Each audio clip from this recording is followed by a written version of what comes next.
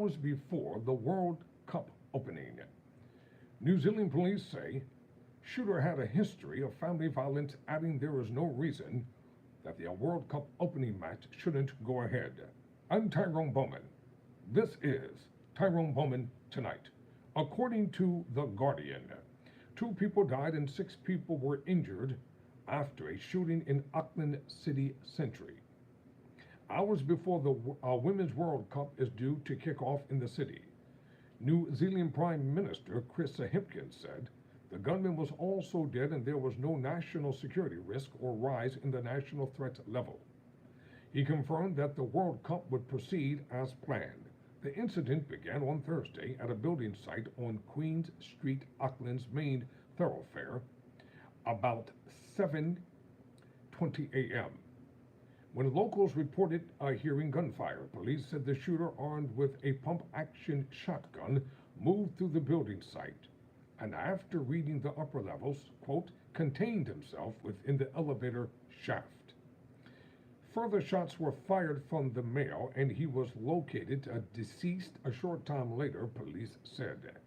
A police officer was shot and injured by the gunman during an exchange of fire in Litwell Land. A police officer was shot and injured by the gunman during an exchange of fire in Liftwell and will undergo surgery later on Thursday. 5 others were also injured in the shooting. The gunman was a 24-year-old man who was working at the site and had a history of family violence.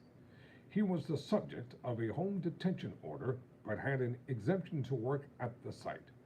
New Zealand Police Commissioner Andrew Coster said the individual is known for primarily family violence history.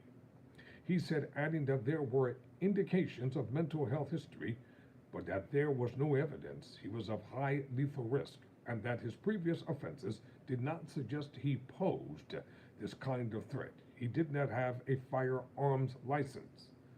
The incident came just hours ahead of the opening match of the 9th Women's World Cup at Eden Park in Auckland later on Thursday.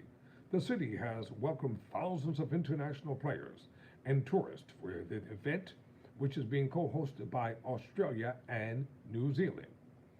In the 2 opening matches on Thursday, Norway plays New Zealand in Auckland while Australia faces Ireland in Sydney.